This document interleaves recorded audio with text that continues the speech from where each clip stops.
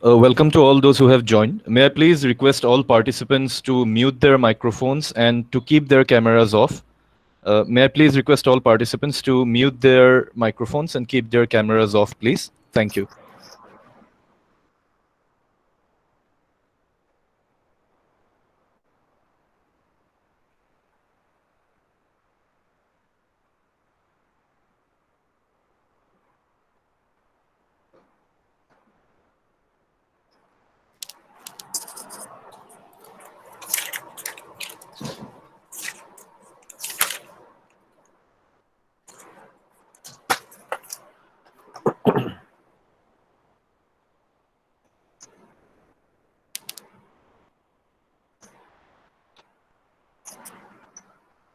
May I please request all participants to kindly mute their cameras and switch off their cameras on their devices, please?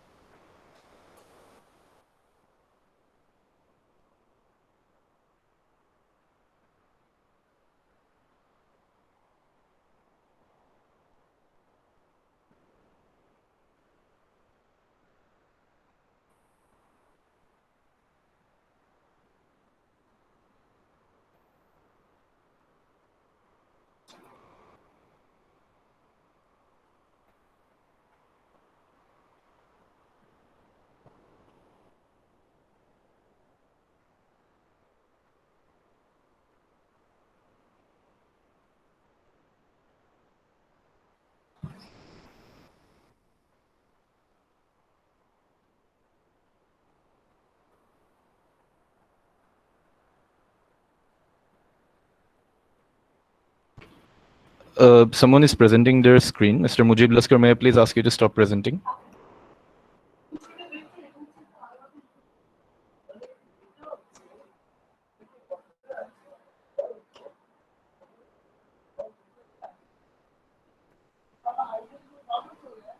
So we already have 64 people joining in the meeting, and I think it's a fair point for us to start the talk, and more people will join. But let us begin.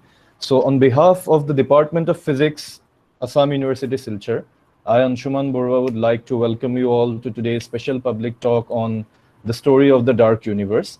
Before I begin, may I please request once again all participants kindly turn off your cameras and switch off your microphones, please. May I once again request all participants to kindly switch off their cameras and mute their microphones. Thank you. So once again, a heartiest welcome to everyone to this public talk on the story of the dark universe. I am Anshuman Borwa, a research scholar from the Department of Physics, Assam University. I would have opened by speaking a few lines about the subject that we are going to listen about today, but in the presence of experts in the field and in the presence of the renowned speaker, I would not be doing justice to this particular topic, so I'm skipping that part. This program, as some of you might know, is in this program is in celebration of the Silver Jubilee of the Department of Physics, Assam University. We are completing 25 years today, and we have hosted a series of online events, and some more are yet to come. This is the second event of its kind that we are having to commemorate the celebration of 25 years of the Department of Physics, Assam University. So today we are very, very honored to have Professor Anjan Ananda Sen as our speaker here today in this special talk. For those of us working in physics, Professor Sen does not need an introduction, but even then, let me take this opportunity to kindly introduce Professor Sen. Professor Anjan Ananda Sen currently works as a professor in the prestigious Center for Theoretical Physics at Jamia Millia Islamia, New Delhi. Professor Sen obtained his PhD from Jadavpur University in 1999, and he has served at various positions in various excellent research centers across the world. Professor Sen has obtained 2 postdoctoral degrees, one from America and one from Lisbon, Portugal. And today, Professor Sen is here among us to shed light on the topic, the story of the dark universe. His research areas are gravitation, astroparticle physics, and cosmology, and he is well renowned across his field for his contributions to the field. May I have the honor to welcome Professor Sen on behalf of the Department of Physics, Assam University. Before handing over the talk to Professor Sen, I would like to request the head of the department of our department, Professor Atri Deshmukhia Madam, to kindly speak a few words and to hand over this talk to the speaker. And may I please request once again, all the participants, please turn off your presenting features. Please turn off your cameras and your microphones. And if you have any questions, you will be requested to put them in the chat box. Your questions will be moderated and will be presented to the speaker at the end of the talk. May I now please request Professor Deshmukhia Madam to kindly say a few words opening this program for the speaker. Thank you so much. Thank you, Angshuman, for this kind introduction to the whole program. And as Angshuman has already told that we are celebrating this year as the 25th year of the Department of Physics, Assam University. So as a part of celebration, we are organizing many programs. We are planning to have it throughout the year. And this is our second public talk, as already been told by Angshuman. And I welcome all the participants here because it's mainly for you we are organizing this event. And I thank my friend Prof Anjan Ananda Sen to be here today with us discussing many things about, this is a fascinating topic for everyone because story of the dark universe, and as you all know that dark matter, dark energy, beginning of the universe, history of the universe, these are very common fascinating topics for the public level interest. So I hope he will be like interacting with you, satisfying your queries, and I wish all the best to both the participants as well as the speaker. And I don't want to waste any more time, so I request the speaker to please start. Professor Sen, please. Okay, thank you, Professor Deshmukhia, for this invitation, and congratulations to the Physics Department of the Assam University for completing the 25 years. And I believe that will go ahead much in coming days. So, so can I share my screen? Just a minute. You can share your screen. Yeah.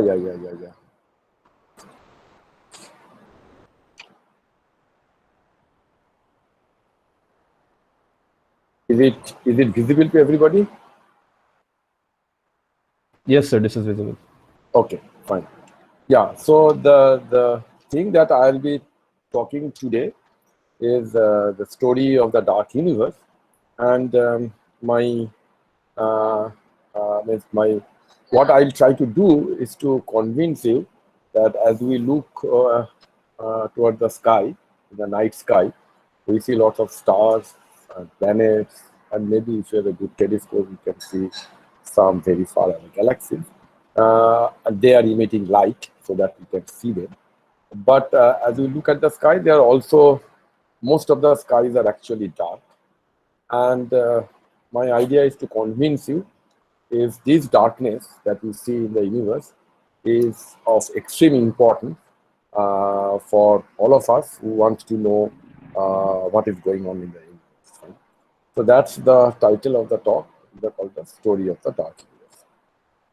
So the idea is that to convince you that actually this dark side of the universe gives us hints that what is the universe made of, how old is our universe, and how it is formed, and subsequently how it will, it will evolve in the future, and also the future, the fate of the universe.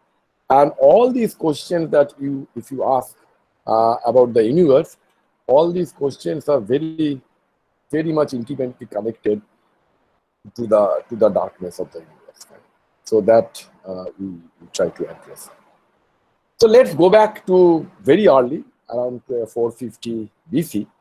And if at that point, if you ask anybody that what is the universe made of, so there people would have answered you that it is made of 4 things: water, fire, earth, and air. Okay, so this is what people used to think around that time. What is the universe made of?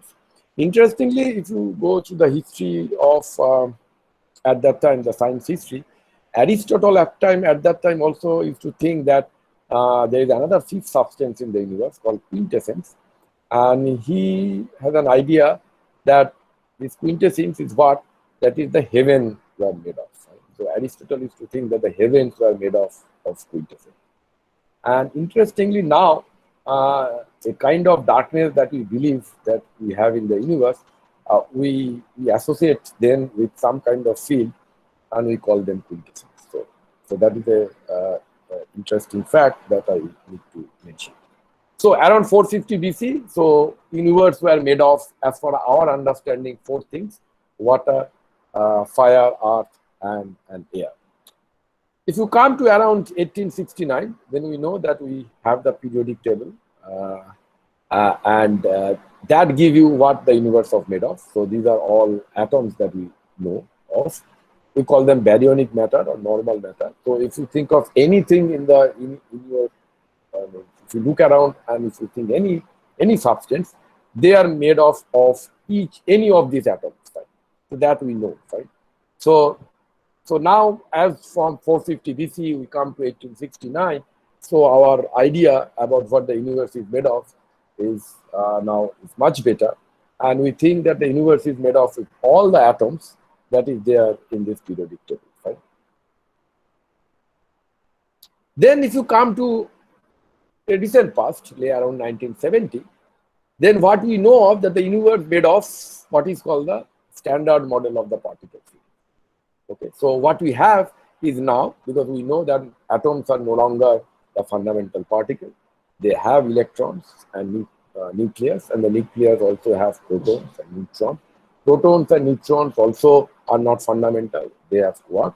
So what we have actually made of are all these things that is there in this picture. We have the leptons, we have 6 leptons, electron, muon, and tau, and they are corresponding neutrinos: electron, neutrino, tau, neutrino, muon, neutrino. We have 6 set of quarks: up, down, top, down, strange, bottom.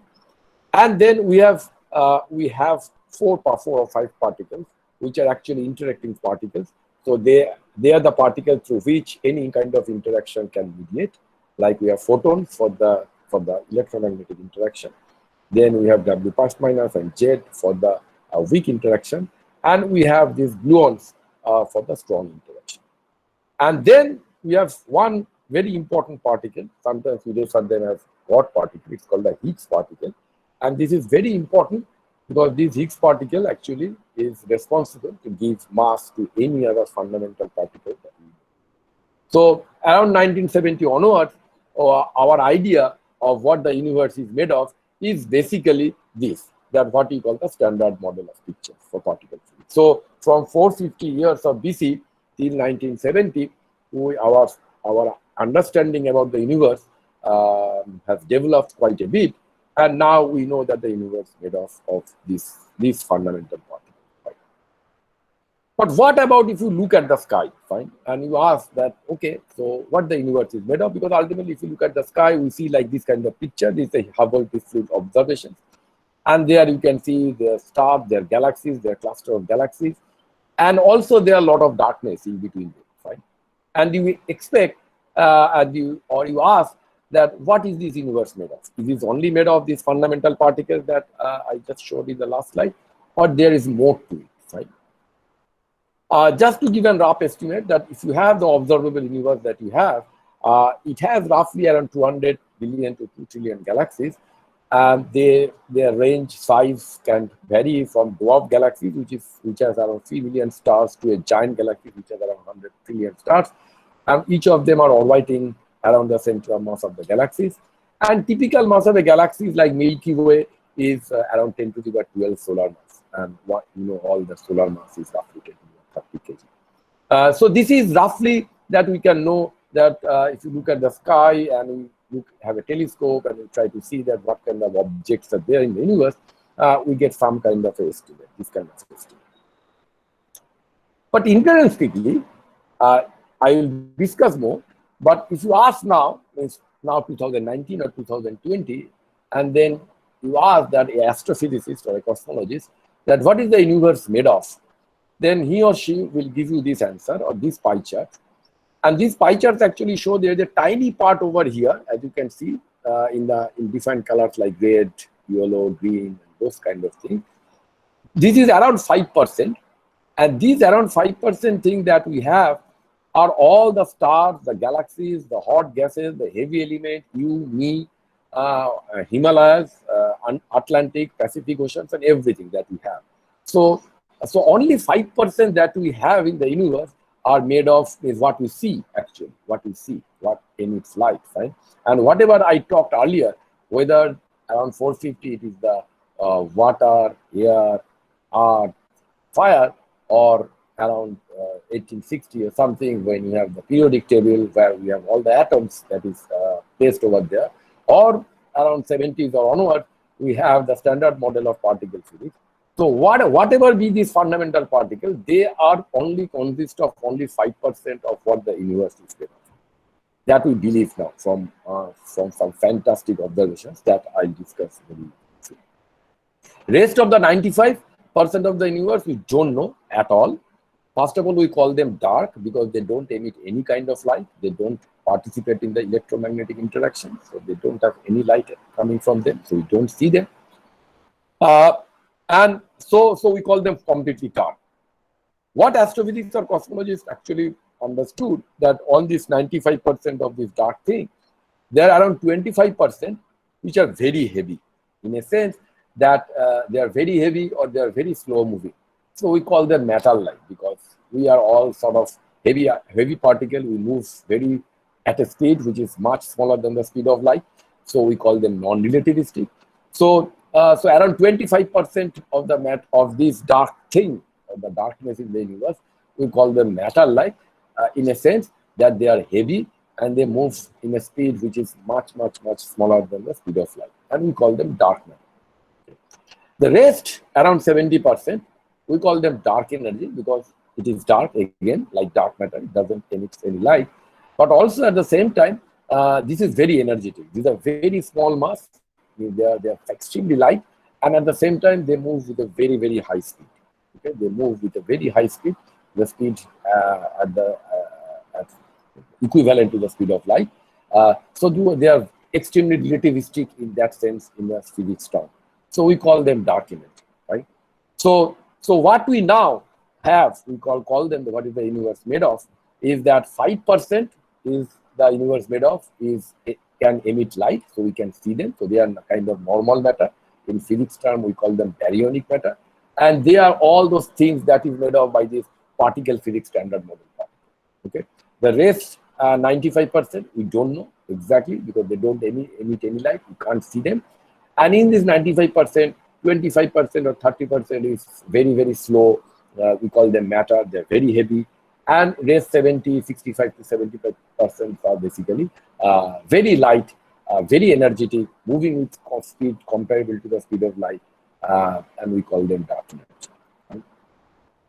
Now the typical question now anybody can ask that, okay, this whatever we have, the stars and galaxies, the hot gas in between galaxies, or the planets, or all of us that we have, that is the 5% that I said. We can see all of them.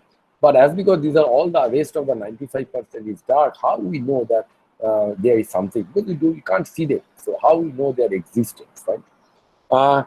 Just to motivate you or just to convince you that even if something that we don't see, but we can confirm their existence. I just show you one very interesting experiment that the NASA conducted in 2011. It's called the GRAIL mission. It's called a Gravity Recovery and Interior Laboratory. So what they did is that they have these two satellites. One is called Ebb and another is called Flow. So they put them in the orbiting, in the orbits around the moon. So they are orbiting around the moon to do different orbits. What they can do is that they can actually transmit signals between each other, and also they can transmit signals to the Earth-based data collection center. And then that any change of the position of these two satellites can be detected, and can be detected with the extreme accuracy. They can detect these are so extreme that any change of the height from the orbit or height from the moon of a limit of a range of a micron, it can be detected. Fine. So they are actually moving around the moon surface, both of them. Fine. And then as they move around the moon surface, then the surface gravity moon gets changed, because in the moon also, like Earth, there are some regions have less mass, some regions have higher mass. So due to this tiny gravitational fluctuation of the moon's gravity, the position of these two satellites can get changed with respect to each other, and this fantastic can be made. This change in position can be actually measured very accurately. And with that, what they did is basically, see, this is the moon surface. What they did is this kind of map. This is the map of the surface gravity of the moon, and as you can see that they are color maps. So the redder the color, this is more gravity. The lighter the color, or the bluer the color, this is less gravity. And if you just zoom it out, so this is a portion of that surface, zooming it, fine. And as you can see, there are different color maps. And then if you can just look at the actual moon's surface, and you look at this, and this roughly kind of matches, right? So what you can see that even if from here I cannot see the moon surface, right? I can actually detect the gravity of the moon surface, okay? And from there I actually can know that where in the moon they are more massive, or where in the moon they are less mass, right? So the mass density of because on any surface the mass density will vary. So just from gravity, I can actually, or measuring the gravity, I actually can understand, or I can know that how the mass density is varying in the surface of the moon. So what it actually shows you that even if I cannot go to the moon surface and look at exactly that how the surface gravity or how the mass is distributed over the moon, I can actually map the surface gravity of the moon, and from there I can get to know that what is the mass distribution. Right? So the lesson is that even if there is something that is not emitting any electromagnetic waves, so that I can't see them, but if something is existing, it has some mass, or in that sense, relativistically, it has some energy or rest energy. So if there is something, it has some rest energy, it has some gravity. So whether I see it or I don't see it, so it has some rest energy. And then if some way I can measure their rest energy, I can actually tell that what is it. So if I measure the rest energy, how I can measure the rest energy through gravity. So I can detect their gravitational property or gravitational effect, and from there I can actually get to know whether that exists or not. Fine. So that is the way, or that we used to know, or we get to know that whether dark matter or dark energy exists in the universe. So to do that actually, so to do the gravity or to measure the gravity, so what we need to do is that we have to know that what is the fundamental principle of cosmology. So everything we do under the cosmology, and one principle is that what is called the Copernican principle. It says that except there are some local irregularities, the universe presents the same aspects of every place. In a sense, that let's say that if you go to now in the Earth's surface also, if you see that there are more mass distribution or there are less mass distribution, if you go to from Earth's surface to the your planetary distribution, there are planets in between their void. Then you go from planet to our local star system, the galaxy, and everything.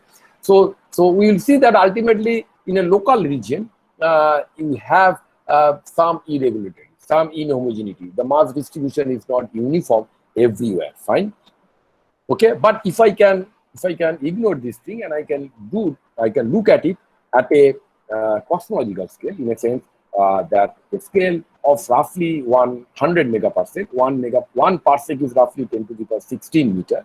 So as you can see that 1 megaparsec is roughly 10 to the power 22 meter, and then 100 megaparsec, so roughly 10 to the power 24 meter. So if I take, let's assume that if I take a box of the universe or whatever be the universe of around 24 meters cube, and I take this box at different place of the universe, what we'll see that statistically it is same at every location of the universe, right? So what it actually means that even if in a small region of space I have some inhomogeneity, the mass distribution is not uniform, but if I take a very bigger scale and I average over this very bigger scale, then the universe actually looks extremely similar in all spaces or all in direction.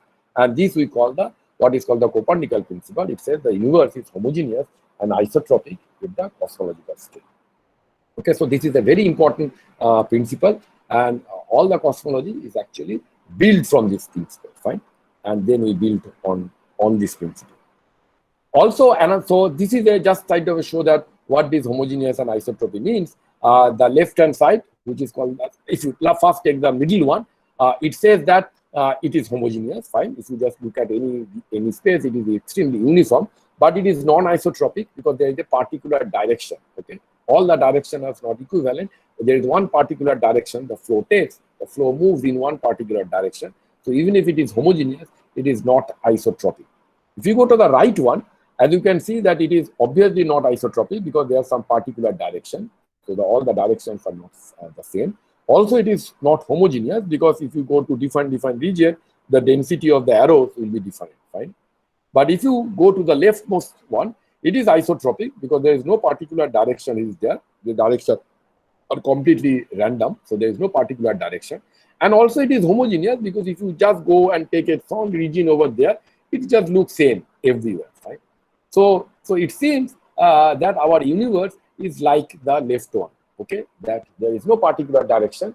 So if you look, and there is no particular place, location in the universe.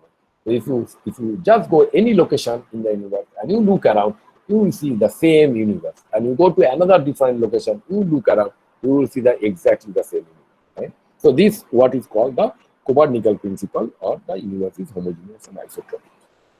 What is the rule of the game? First, we know from special relativity that the universe is described by the 4-dimensional space-time. Okay, 3 space dimension and 1 4th dimension we have the time, and we believe that the gravity is the force that governs the universe in the cosmological scale. So as you go to this cosmological scale, like 100 megaparsec or so, then all other force that we have, the electromagnetic, weak or strong, they are much weaker than the gravity. They are so around 100 megaparsec scale, the evolves or the evolution of the universe or the dynamics of the universe is governed by mostly the gravitational force of all.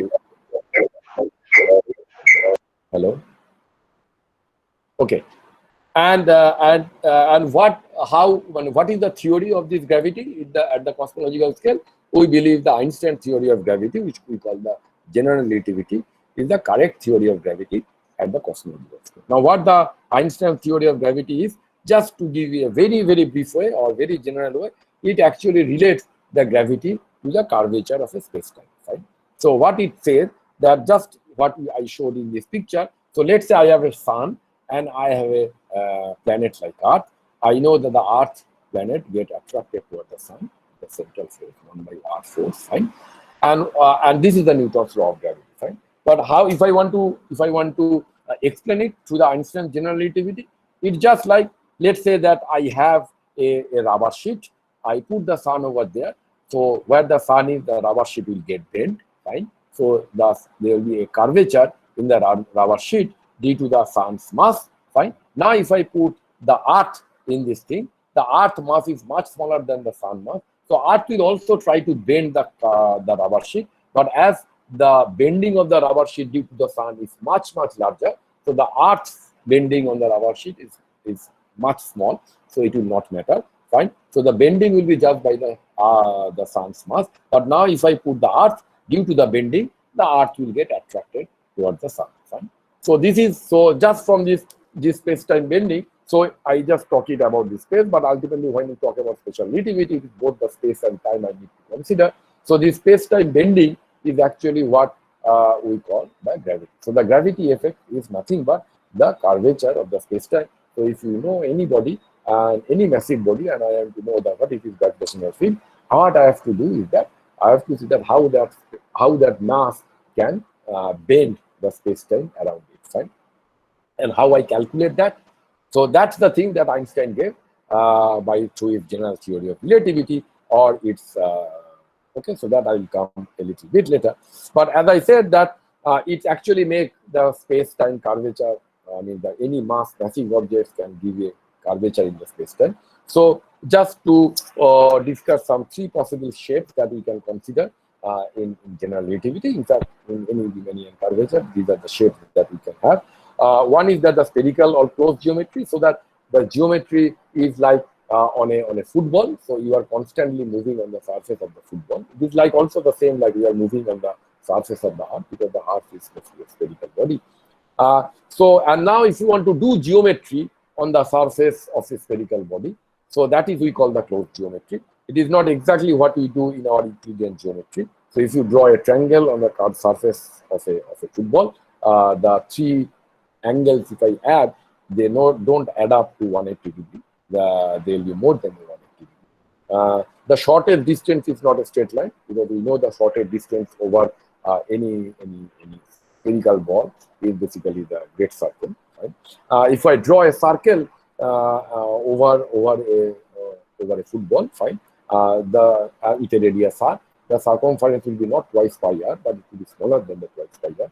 Similarly, if I draw two parallel lines on a surface of a ball, we know that eventually they will all meet at the pole. Right? So it's not that the parallel line will always remain parallel. So this is the typical characteristics of a spherical geometry or a closed geometry. And sometimes we associate a parameter with that kind of geometry, and we put this parameter at a value +1. Then we can have what is called the saddle shaped geometry or open geometry, right? And this is just the opposite to the spherical closed geometry, in a sense that now if I draw a triangle, the sum of the three angles will be less than 180. The circumference of a circle will be greater than twice pi r. If I draw two lines, they will ultimately sort of diverge from each other, and all sort of things will happen. The shortest distance will not be a straight line, but it will be hyperbola. Fine. So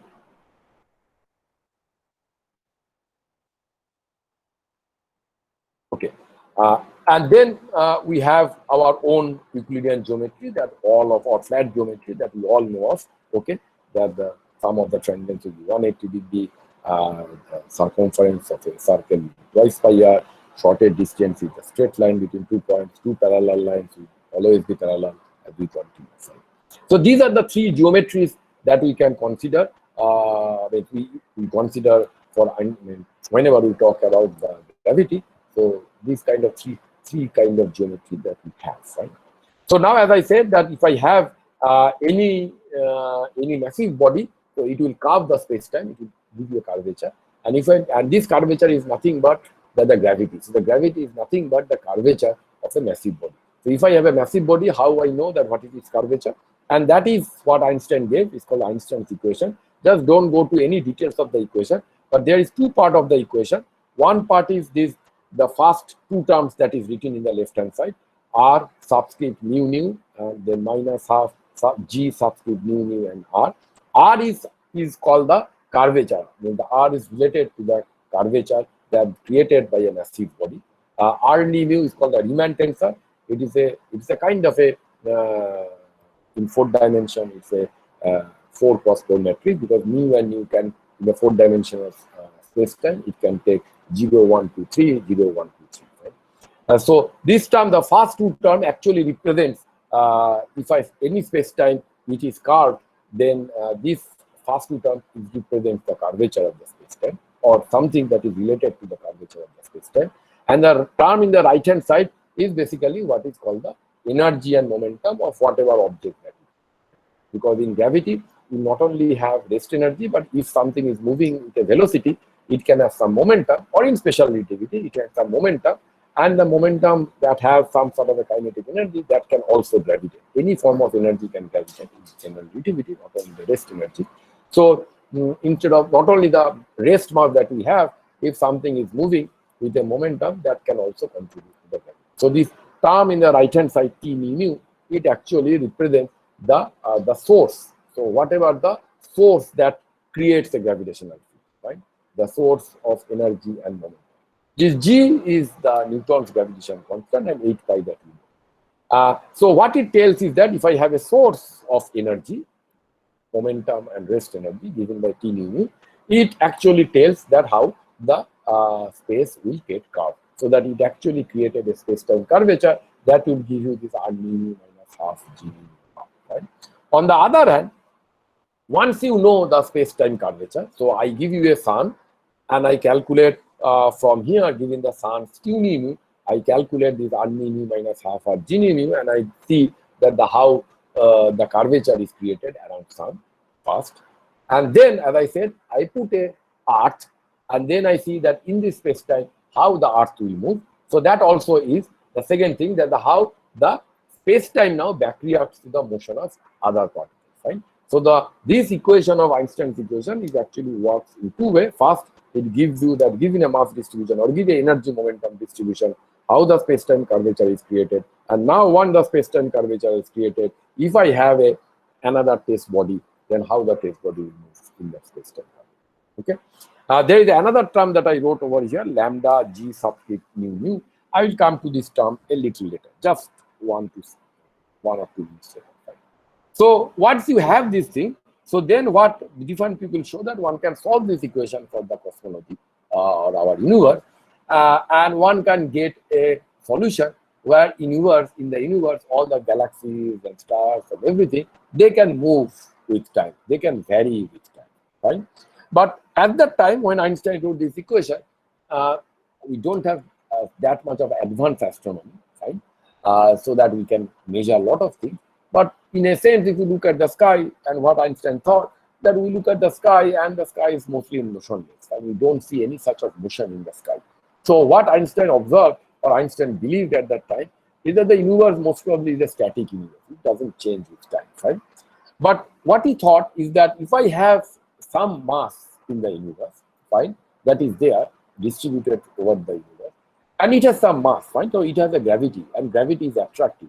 So if I put some mass in the universe, due to this own attraction, they should collapse, fine. So what Einstein thought is that if I have this mass distribution, the galaxy distribution, or whatever, these are very massive objects, they have very huge gravity. So due to their own gravity, they can actually collapse. So there should be some dynamics, fine.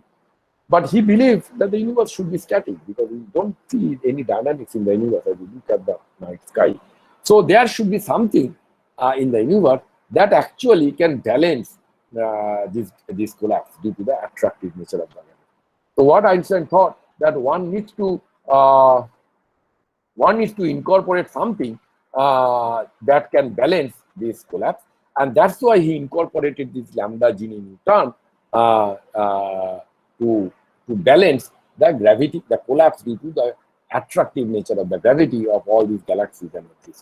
Because if I do this equation, if I write down this lambda G nu term, one can show that lambda G nu term can actually act as a repulsive term rather than the attractive term.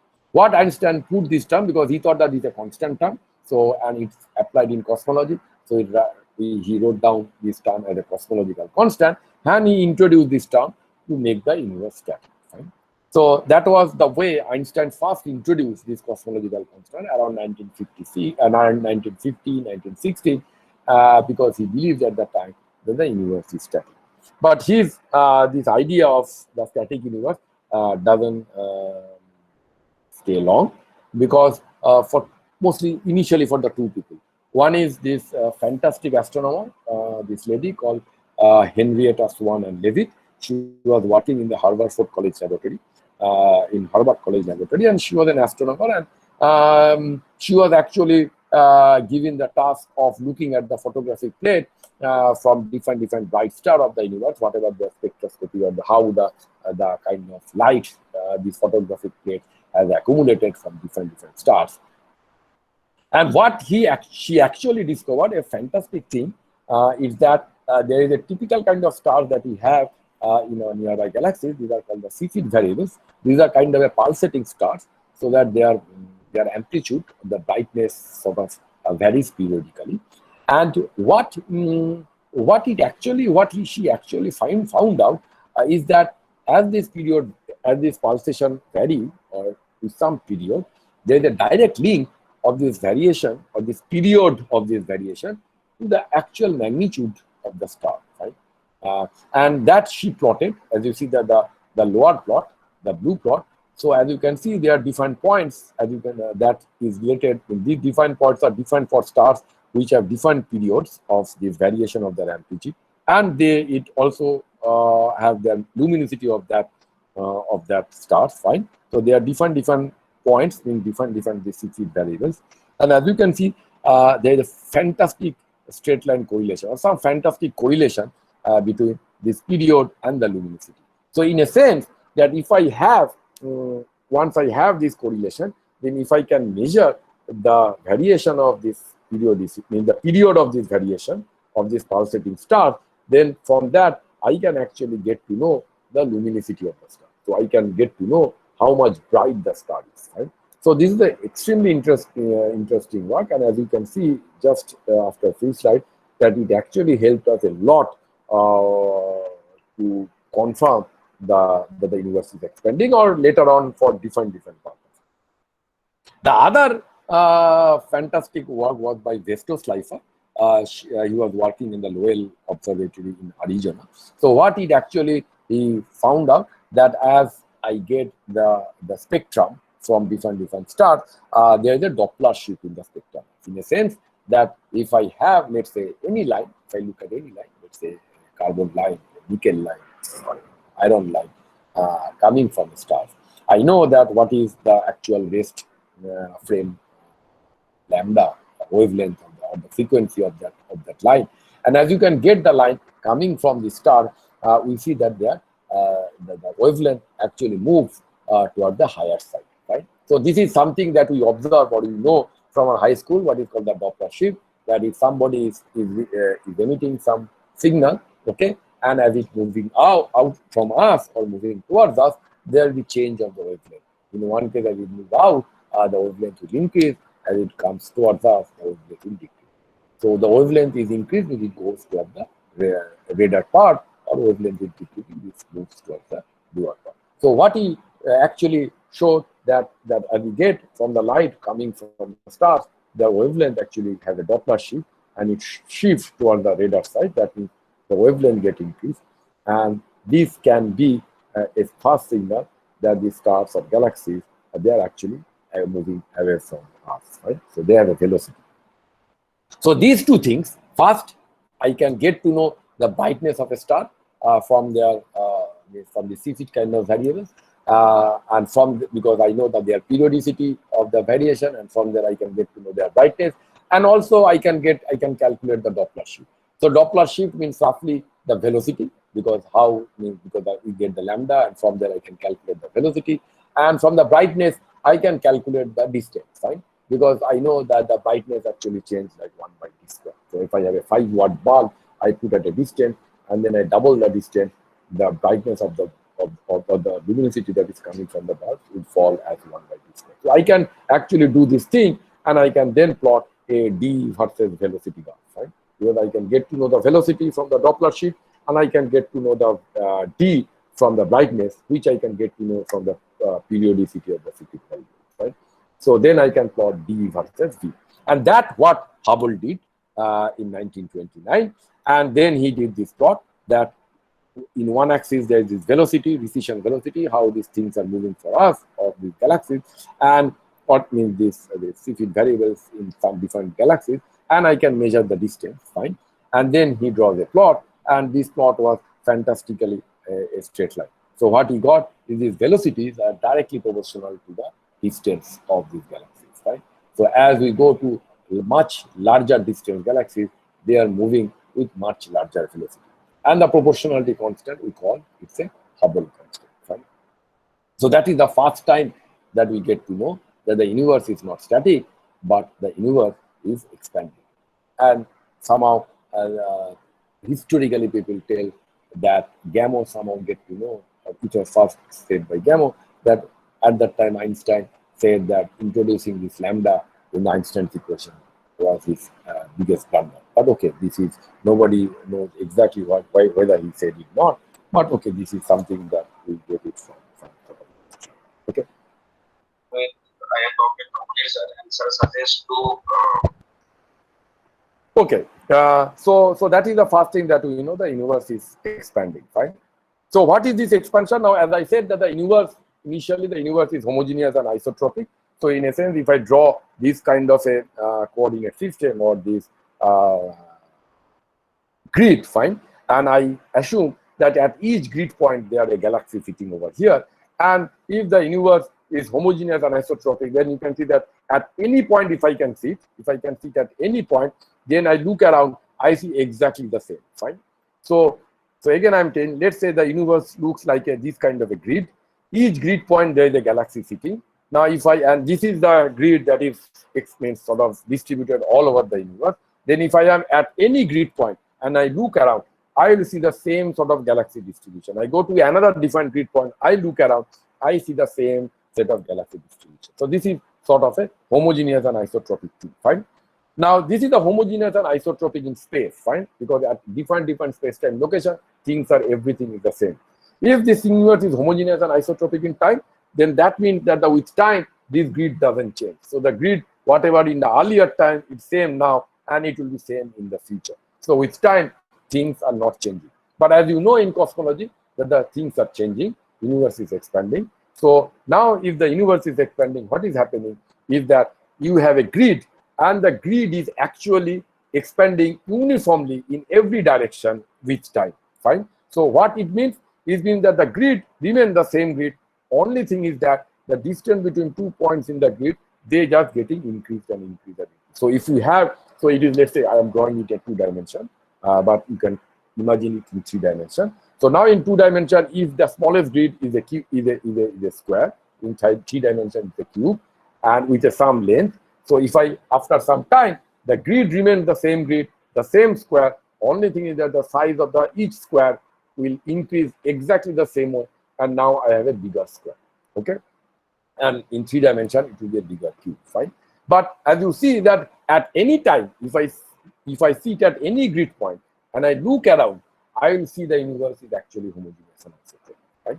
So now if you think that any grid point, all these grid points, there is a galaxy sitting. So only thing it is happening is that as the time goes, the distance between each galaxies are increasing, and it is increasing at each direction at the same time.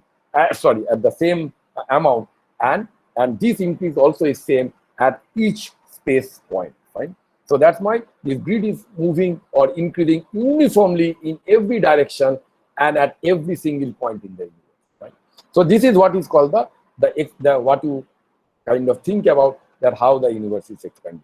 And this kind of frame or this grid structure or the kind of a coordinate system that I tell over here is sometimes called the co-moving coordinate system. Okay, so now how I can represent this grid?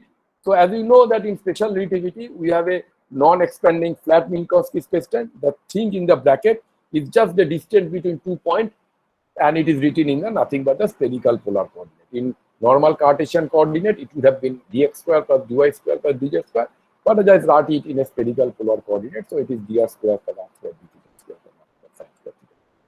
So this is just 2 points in a flat space. What is the distance between 2 points? And as because now we have a special relativity, I have to add a dt square, and the sign of the space and the time coordinates is different, in just opposite.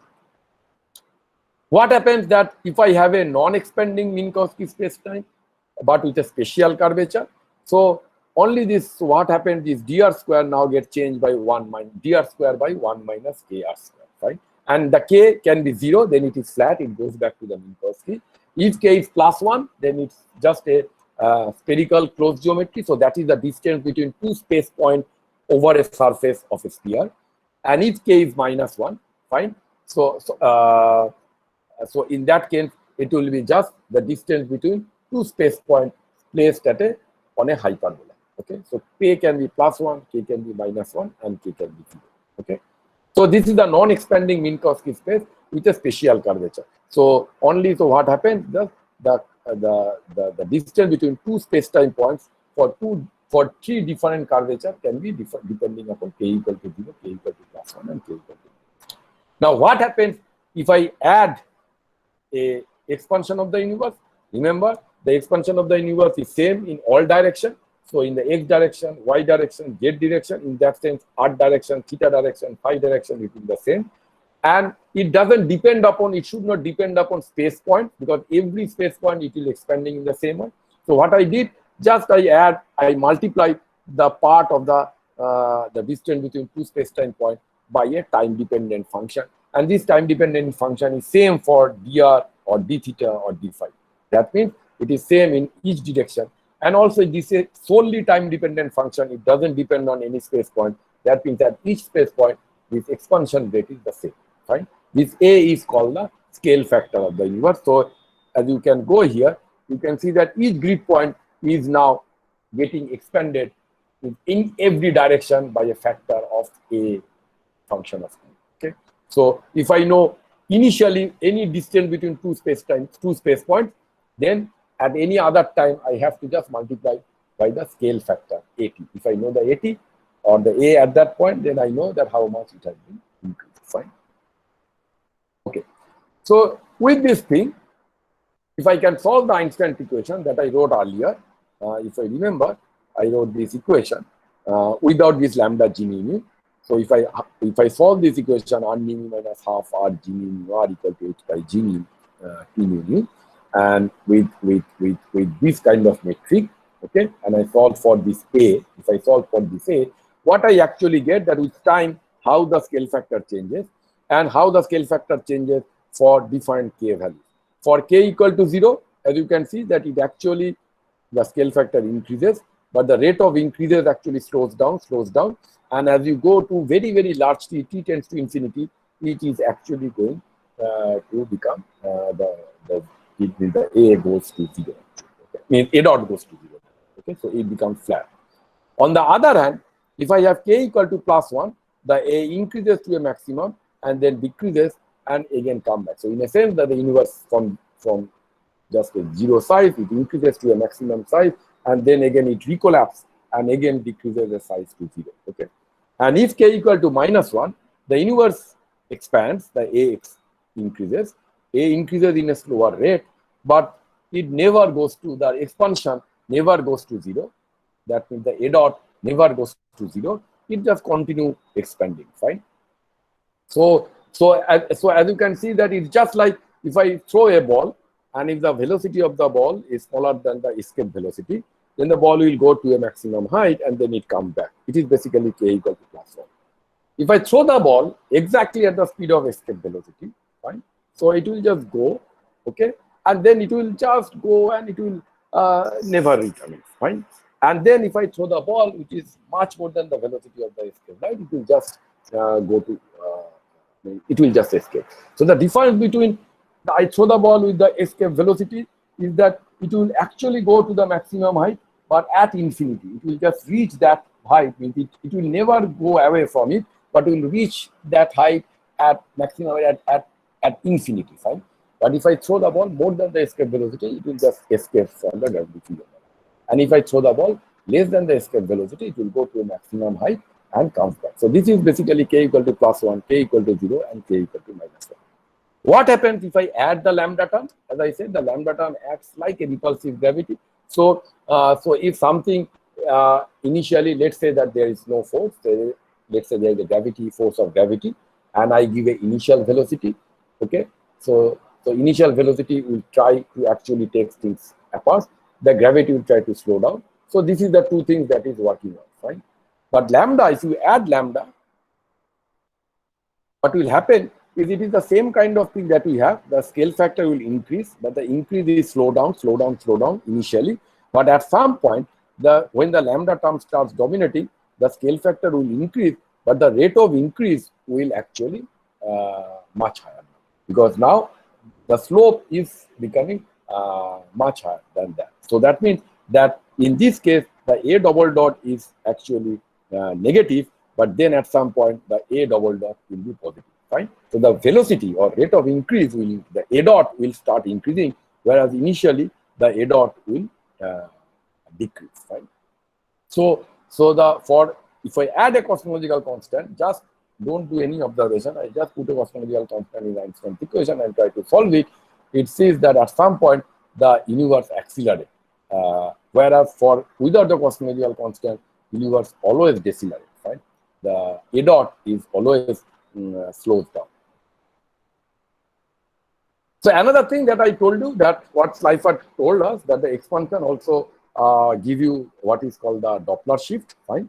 And one can write this Doppler shift, the amount of Doppler shift. So let's say I am here sitting today, I am receiving so TR is the time of receiving the light, and TE is the time when any light is emitted. So as you know that any light that is coming to us from any galaxy, any star, it is not emitted just now, because that light takes some finite time to travel. Like from sun, you know, the 8 minutes it takes. So any light that we see today from any stars or galaxies is actually emitted sometimes in the past, fine. So if I want to now calculate what is the redshift, what will be the redshift of that light, then the redshift amount, if I call the redshift amount is Z, so 1 plus Z will be the ratio of the size of the universe into defined part in a sense, or the value of the scale factor at the receiving time and at the emitted time, fine. So obviously the receiving time is bigger than the emitting time, okay, because it was emitted in the sometime in the past, fine. So the size of the universe in the past was smaller than the size of the universe today, because the universe is expanded, okay. So that you can see that Z is higher. If Z is greater than 0, means then we always have something emitted in the past, right? So this is also called the redshift that we can write in terms of the scale factor. Okay. Now, what makes up the universe? As I said, there are something which are stars and gas, which are massive. They move slowly, okay, compared to the velocity of light. So there, most of the energies are there in the rest energy. E equal to mc square, which is the rest energy. So what will be the energy density? Because if I take a box, so mostly the rest means if I have rest energy density is mc square, then the number density is nm. So the energy density will be basically the number density into the rest energy, which is mc square, fine. Now, as the universe, how the number density changes, because if I have a size of box which is A, then the volume will be a cube. So as the universe is expanding, the volume will expand, meaning volume will increase. So the number density, if I assume there is no creation or destruction of particles, if everything is remains the same, so then as the volume increases, the number density falls like 1 by a cube, right? So that means the rest in this energy density for all these stars and gas and whatever we have, which are non-relativistic, they dilutes as the universe expands as 1 by a cube, right? On the other hand, if I take things like radiation, let's say photon, fine. So if I have a box of photon, so obviously their number density will also falls like 1 by a cube, no problem. But on the other hand, photon is relativistic. They have an associated wavelength with it or a frequency with it. And I know that as the universe expands, their wavelength actually increases. So that means their frequency decreases. That means the energy is associated with h nu. So as the frequency decreases, energy decreases. But how the frequency decreases, it just decreases like how much the redshift or how much the wavelength increases. And I just showed the wavelength increases like A, so that the frequency decreases like 1 by A. So not only so, due to the volume expansion, the energy density falls like 1 by a cube, normal. But on the other hand, for the radiation, due to the Doppler shift, the energy also falls like 1 by a. So overall, for the radiation, like photon, the energy density decreases as 1 by a to the power 3, right? So the radiation actually dilutes much faster than the matter. So it at some point, if there is equal amount of matter and radiation, after some time, the radiation will dilute and the matter will dominate. Right? On the other hand, if you have some matter and radiation today, the radiation is much smaller than the matter. As you go past, at some point, radiation will be higher than the matter, because as you go past, they will decrease. So 1 by A4 will increase faster than 1 by A2. Right? So today we have much more matter than the radiation, because the radiation dilutes much more. What else we can have? So we can have radiation, we have baryon matter. What else we have? What is the evidence? The first evidence of that what we can have more than matter and radiation is what is called this dark matter. It comes from the rotational velocity of galaxies. Right? So if you have a galaxy and around that there is some particles or some other objects are rotating, fine, we can calculate the simple Kepler's law that what is the velocity of this rotation, fine, and it actually shows that the velocity falls like 1 by square root of r, a simple Kepler's law. So as you can see, the velocity actually falls like 1 by square root of r. But as when you try to observe, what you see that the velocity actually remains much more flattened. That means the mass of this galaxy is changing with r, is actually linearly proportional to r. So in a sense that whatever the mass that we know from the like looking at the galaxies, from the light coming out of the galaxy, there is much more mass that is there, which is roughly proportional to the size of the galaxies or the distance that we don't know. And that actually makes this velocity not to fall 1 by square root of r, but to stay roughly kind of a flat, right? So this was first observed by Jubilee with his M33 galaxy rotation curve. As you can see that what is expected from the luminous disk and what is observed, right? And this actually first kind of gives the people the hope or the hint that if I look at the galaxy, the visible part of the galaxy, that is not enough, but there are much more mass around the galaxy, which I don't see, but that mass actually exists, and that extra mass that we don't see but it exists actually is the cause of the velocity distribution of the rotation curves along this M33 galaxy, which is not falling over 1 by square root of r, but it remains basically flattened, right? So this was the first sort of evidence of a existence of a something more than the visible section of the galaxy, which is called the dark matter, right? The other thing that we can do is what is called the lensing, because we know what is lensing is in standard our electromagnetic waves or our optics. That is the light travels from one medium to another medium. The different velocity of light in different medium actually what will give you the bending of light, and then the bending of light gives you the effect of lensing. Right? So you can get multiple images of this thing. The same thing actually happened.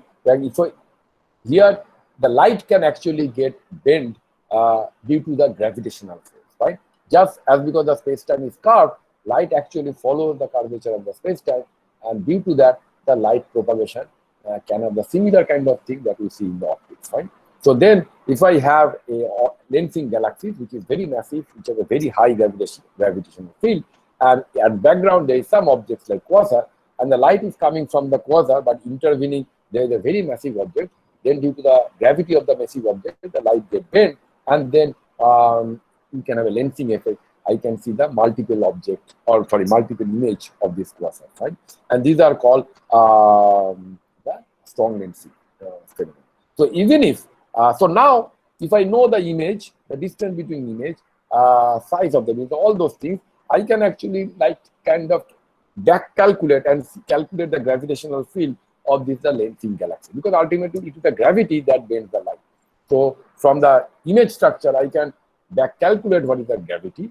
And then once I know the gravity, I can calculate that what is the mass of this lensing gravity, okay, or this lensing galaxy. And once I do that, I see that there is much more mass in this lensing galaxy than what we can see when you look at the galaxy, right? So this extra mass that we have that we don't see in the lensing galaxy, which is around the lensing galaxy, which is called a halo, and this is actually what we call this dark matter, right? And this is the kind of picture, as you can see. This is the effect of strong gravitational lensing. So due to this lens object, the light actually have bent, and then you have this multiple, there's a kind of arc structure that is actually formed, right? This is some things you can also have do the experiment in home. like if you take a candle light and you put a wine glass just over the candle light, then you can see also the same kind of arc. It is just a lensing phenomena. Here it is just because of the velocity of light between different the velocity of light between because the glass that we have, it has different densities. That's why the light actually gets lensed a different way, and then you get this lens effect, this arc effect. And in this case, we have the same kind of arc phenomena, but it is just due to the gravity, the bending of light due to the gravity. Okay, so this is another way we can actually infer that whether there is an extra matter or not. Right? There's another what is called the weak gravitational lensing. So if the gravitating object or the lensing object is not very strong, but if there is a kind of a mass and the light travels through this mass, it actually can also have the effect of the light actually get continuously shifted as it goes to this massive object or this where some kind of mass distribution is there. And as the light get continuously bended, then any image that you produce would also get distorted, right? And this is called the weak gravitational lensing. So if you look at, let's say that I have this background, and in front of this thing there is some lensing region, and then I look at it, and from this background the light is coming to this lensing region. As it coming to this from this lensing region, as because there is a mass distribution, the light continuously get bent, and as because the light continuously get bent, ultimately what is happening is that when you look at this image of this thing, these images get distorted. So if I can calculate the distortion of these images, then I can again get back to the mass distribution of the intervening medium, and from there I can actually get to know that whether there is an extra mass or not, fine, and I can get to know the dark matter. And this what happens, what people did in the experiment or the observation of the Bullet cluster. This is done by NASA, the Chandra telescope, which is the X-ray telescope, where it actually observed the collision of two massive galaxies. And these two massive galaxies, as they collide, so they are, whatever the matter it has, it produces an immense kind of energy, and that actually gives you the light in the X-rays. So this pink color that you can see is the light that is coming from the X-rays, fine, which is basically due to the optical region of the galaxy, so that all the masses, the gases that we have in the galaxy, that actually collide, and then it produces immense energy, and that can give you the spectrum in the X-ray, fine. Now, as it goes to it, when this thing is occurring, fine, then if you look at this thing occurring, and if there is some background objects from there, and the background object light is coming through this phenomena, these two galaxies are colliding, and then the background object light is coming to it and to you, then the background object light that get weak lens. So I can measure that weak lensing distortion. I can measure now the mass distribution of these two galaxies colliding, okay? And then I see, due to the weak lensing, there is an extra mass distribution, which is coded in this blue region, fine? And this blue region is nothing but that this blue region we can't see through any optical telescope, whether it's X-ray or whatever, different optical telescope, right? The blue region is constructed through the weak lensing, so that this phenomenon is happening. There is a background, some sort of a objects are there. The lights are coming from those background objects through this collision, and then they get weakly lensed.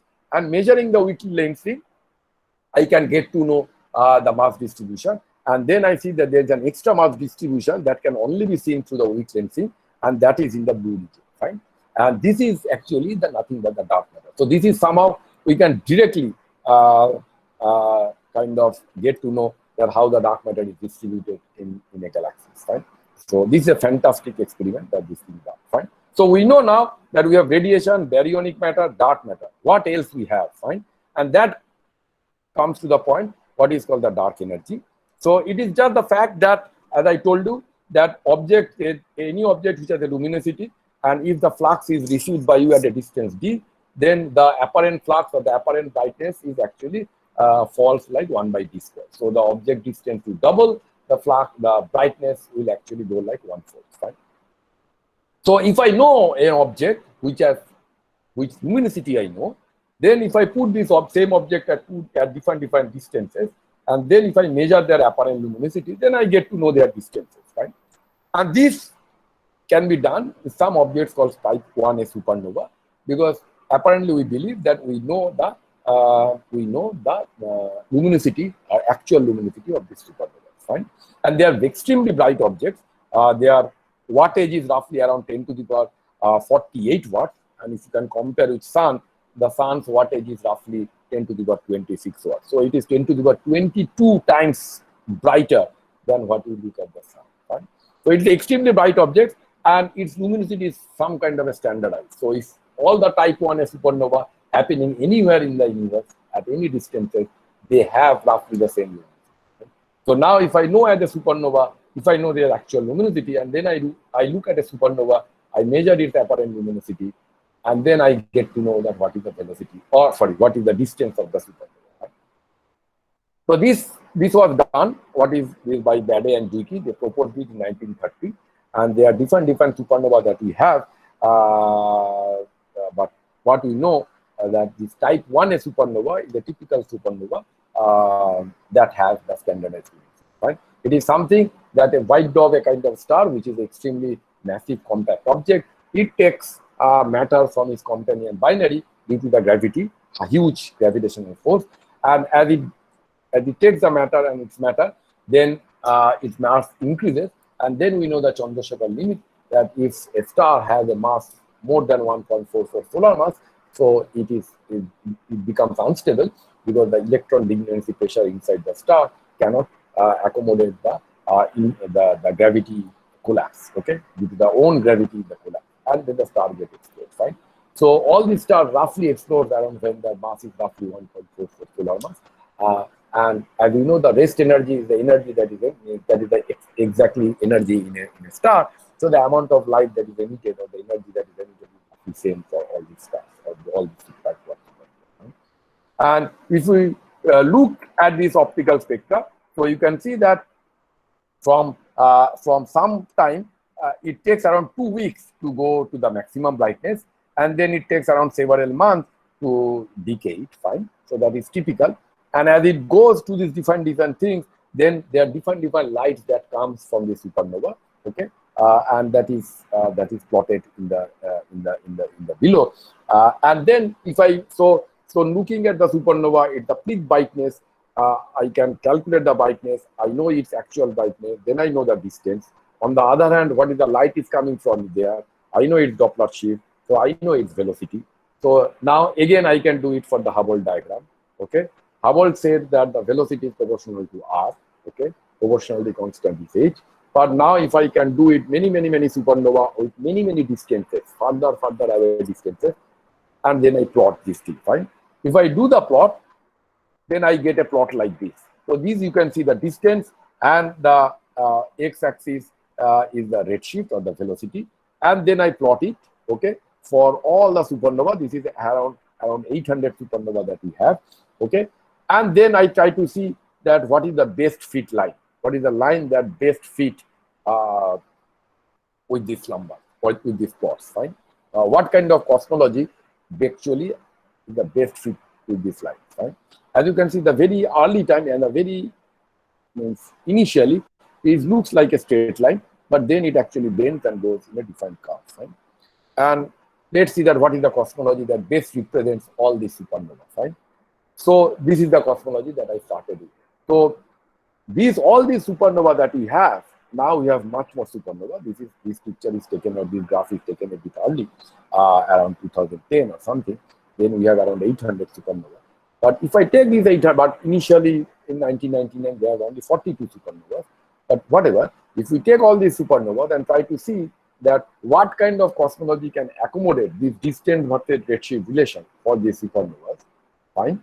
Then the cosmology that can actually accommodate these supernovas is like this, so that it has only 4% of this baryonic matter, then around 25% of dark matter, and then around 75% or 70% of dark energy.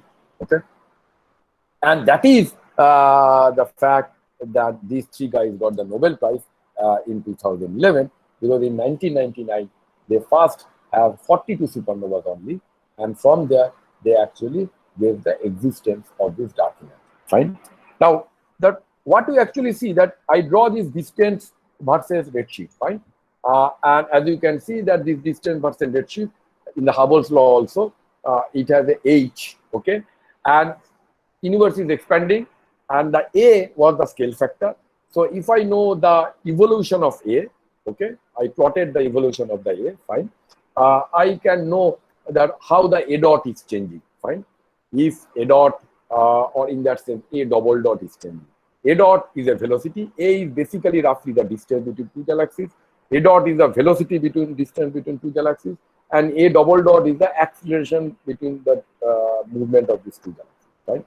So if I have a, and if I can plot a dot, and I can see that how a dot changes, then I get to know that how the universe is expanding, right? So from this supernova plotted that I plotted over here, this distance versus redshift, I can actually do a little math to calculate the a dot versus the time, fine. So this is the plot that I have did. So the x-axis is a dot and the y-axis is a. Now as you can see, the a is a function of time, and I know the universe is expanding. So the early time the universe was small, and the late time the universe is big. So a will be an increasing function, fine. So a, as the a increases, that means that I go from earlier time to the later time, right? So a also I can take as a time parameter because it is the size of the universe, and I know the size of the universe is increasing, fine. So as the a is increasing, I evolve from past to present and to future, right? So that's why it is plotted versus a versus a dot. A dot is the velocity, right? Now as you can see, if I plot that thing, there are different lines are there, okay? For one line, a dot is just decreasing, okay? But for some line, the a dot is decreasing and then a dot is increasing. For some line, the below line, the line at the below, fine, the bottom line, the a dot is increasing. That means the velocity is always increasing. The topmost line, the a dot is always decreasing. That means the velocity is always decreasing. But then you can have a line in between that actually gives you the a dot is decreasing initially in the past, and then the a dot is increasing. A dot, that means a dot decreasing means that there is a deceleration, a double dot negative, and a dot increasing means there is an acceleration, that means a double dot is positive, fine. So as you can see now, if I plot the data that we have, fine, it seems the data is somewhere in between where it actually supports the fact that the a dot is actually decreasing initially and then a dot is increasing at the later time. So that means the supernova data actually confirms that the universe is initially has a velocity which is decreasing, and then universe has a velocity at later time which is increasing, and velocity increasing means it is accelerating, right? Previously, no observation tells that the universe is accelerating, right? And why not, that I will come is this equation, right? What is this acceleration? If I go to the Newton's gravity, we have this r double dot, is the distance, and this is equal to minus 4 pi g rho, fine. If you just like the Kepler's law, okay, you can get this this thing, okay. So r double dot by r, or means let's say you take a particle which is moving around a circular orbit due to the gravity, fine. So the centrifugal force is mv square by r, and that will give you the force. So now you just take the m and put it to the density, okay. So you get this equation, fine. The important fact is that as the thing is moving in the circle, the force is inwards. That I get to the, and due to the attraction, and that's why there is a negative sign over here, right? This negative sign is very important because the force is basically a gravity force, which is the attractive force, right? That means so for the attractive force we have this negative sign, fine. So from here, as you can see, that r double dot is always so now due to the attractive force, this r double dot is always negative. That means it is always decelerating, fine, because any function which has a second derivative which is negative means it is decelerating. The velocity is means decreasing and decreasing and decreasing, fine. But as you come to the general, so this is Newtonian gravity. As you come to the general relativity, then this equation, the Newtonian equation, actually gets to this equation. So what actually we add? Nothing. I initially tell that in gravity, not only rest energy or mass that we have, they gravitate, any kind of energy gravitate, So if a particle is also moving with some velocity, so it has some momentum, this is due to the kinetic energy. So the kinetic energy will also gravitate, fine. And what produces the kinetic energy? The random motion due to gravity. Kinetic energy produces the pressure that we all know from our kinetic theory of motion that we learned in our college days, fine. So if something is the fluid, all the galaxies, they have some random motion, fine. And due to this kinetic energy, they also have a pressure, okay. But as I told you earlier, the universe is isotropic. So there will be pressure, but the pressure in 3 directions will be the same. So if we add up the energy due to this pressure, so we add up the 3 pressure terms, but they are all 3 the terms same. So I just add up a 3p over here. So in Newtonian gravity, the motion or the momentum, they never give you a gravitational force. But in general theory of relativity, the momentum also gives you a gravitational force, and that comes through a pressure, because momentum comes from the kinetic energy, and random kinetic energy gives you pressure, and then the pressure also then comes to the force equation. So that is the equation now it comes, fine. So now R double dot is now 4 pi g rho plus 3p. But I know that rest energy cannot be negative, fine. Rho is mass, it's always positive.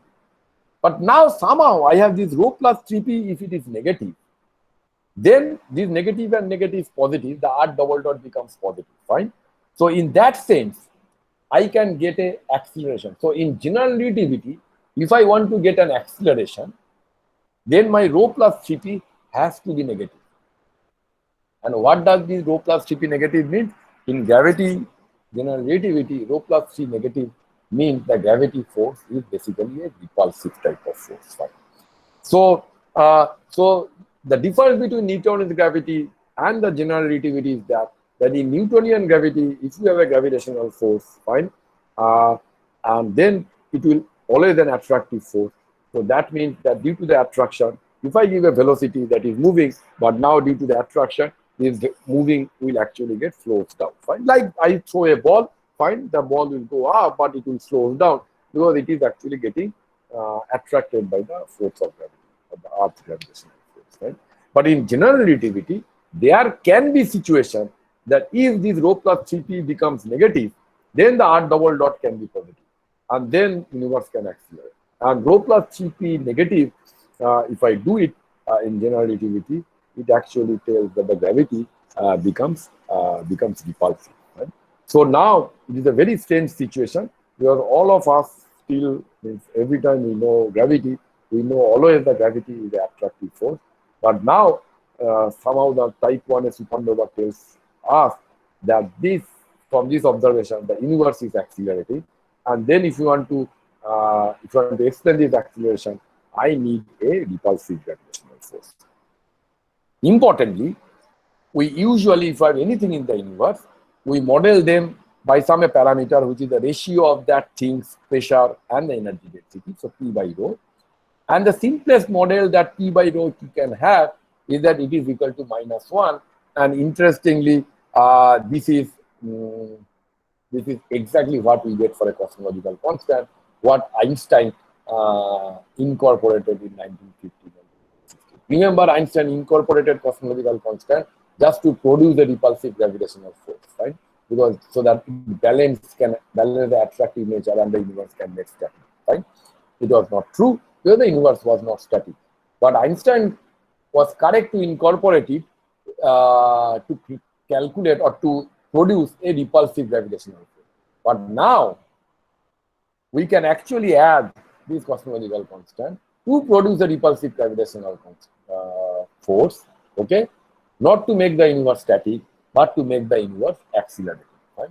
So maybe Einstein was wrong at that time to interpret the effect of the gravity or the cosmological constant.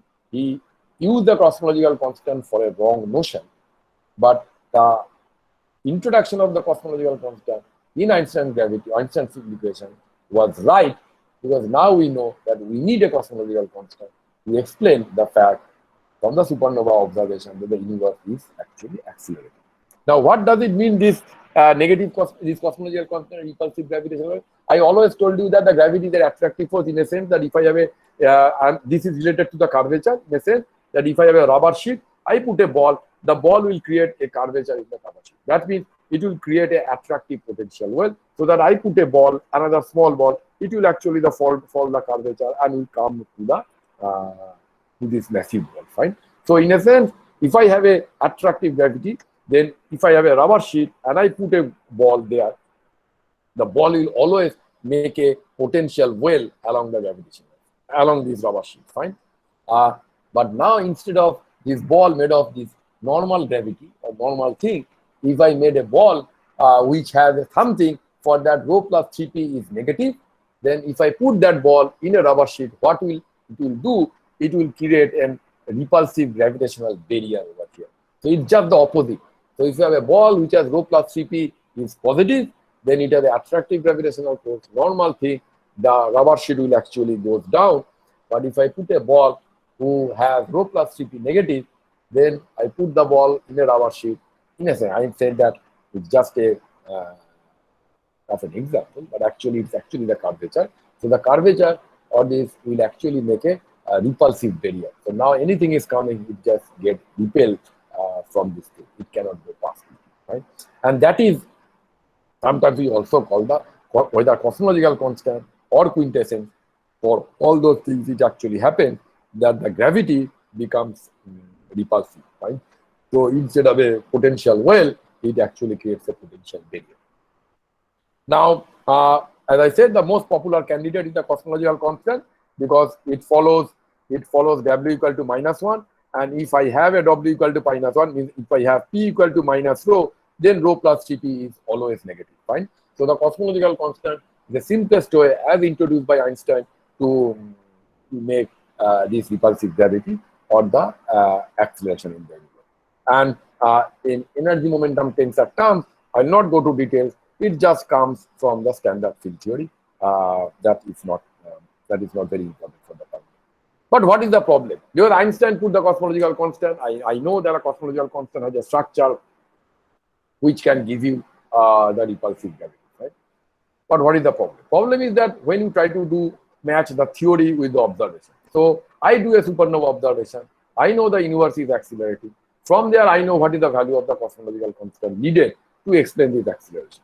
On the other hand, I can calculate the cosmological constant from some theoretical perspective. It can be calculated from quantum field theory. I don't want to go to the details, but I can calculate a cosmological constant. What kind of cosmological constant can I have from our standard notion of theory? When I try to match these two things, that what I measure from observation, type 1a supernova, and I do calculation from the theoretical side, what I get that it actually off by a factor like 10 to the power 120. That means the measured value is 10 to the power 120 times smaller than what we can calculate from theory. Fine. It is an extreme embarrassment because somehow in the theory side we can't do or we can't have enough knowledge right now so that I can get to a very extremely tiny cosmological constant that is needed for this acceleration. And we modestly called it the fine-tuning problem. Fine. There is another problem which is called the cosmic coincidence. Just briefly explain because I am already overshot the time. So it is basically the fact that the dark energy and dark matter or whatever the matter, it is roughly the same proportion. One is 30%, one is 70%. But it is only at the present time. If I go past, it is mostly the matter. If I go future, it is mostly the dark energy. So what is the special about the present day? So that these two things, which are completely different, fine, in every aspect, one is attractive, one is repulsive, and everything. Why they are exactly the same proportion? Means like same parameters. One is 30, one is 70. Not one is 0.01% and one is 99.99. Right? And this is a mystery. We don't know that. The way we can do is that. So there is a theoretical problem. What is the cosmological constant problem? Why this value is so small? There is no solution as yet. But the cosmic coincidence problem that I told you can be solved using not a cosmological constant but by a evolving dark energy. Right? So instead of a constant, I make a cosmological constant which is not constant but it changes each time. Right? But that can solve this problem. I just skip the Hubble tension for the timing. So there are many work has been done, many dark energy and all those things. But as I told you, that nobody can solve the cosmological constant as yet. Fine. So this is still an open problem and is a very interesting problem. So this is now the current picture that we have of the universe. I have not discussed the very early time, what you call the inflation. There is also an accelerating period of the universe, okay, that we believe. This is very important to solve some of the problem in the universe. Then we have a radiation. Then we have a matter, means there are the period when the universe is dominated by photon. Then the period the universe is a matter domination. Normally, that's all these stars are formed, the galaxies and all those things. And then around present time, it started to behave like accelerating universe. And that actually needed a cosmological construct. Okay. So, so that is the picture that we have after applying 2018. And there are different ways now we can see the universe, we can measure the universe, what we call the cosmic archaeology, whether it's the cosmic micro background photon, whether it is the large scale structure surveys, or whether the direct measurement from different kind of objects like type 1 supernova. The problem is that we do not have much scope to do the Earth-based observation because due to our atmosphere, and there is only tiny part in the whole band of the wavelength that is transparent for any Earth-based observation. So that is the region where you have the optical observation and a region where I have the radio observation. So there is two big projects are coming up. One is the 30-meter telescope project, which is the optical telescope, one of the largest optical telescope that is coming up in Hawaii. And another is the square kilometer array, which is a radio telescope. It is coming up in South Africa and Australia. And these are the only two sort of Earth-based telescope that we have in near future. And they are huge telescope with a lot of potential. And interestingly, India is part of both of these projects. So we have future projects like 30-meter square kilometer arrays. They are ground-based. One is optical, one is radio telescope. And then there are many space-based telescopes in visible to infrared to optical and all those things. And the common goal and all those things is to understand the nature of the dark matter and dark matter. Okay. So I just stopped the talk with a quote from the Charles Dickens' book, The Tale of Two Cities. It says that it was a season of light, it was a season of darkness, it was a spring of hope, it was the winter of despair. We had everything before us, but we have nothing before us. So I think the dark energy or dark matter, that puzzle that we have in the universe, is very apt for this goal. Thank you very much. Thank you very much, Professor Sen, for your valuable talk. We enjoyed it a lot. I hope everyone enjoyed it the same.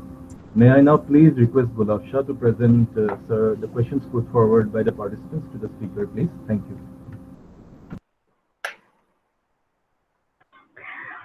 Thank you, Anshuman.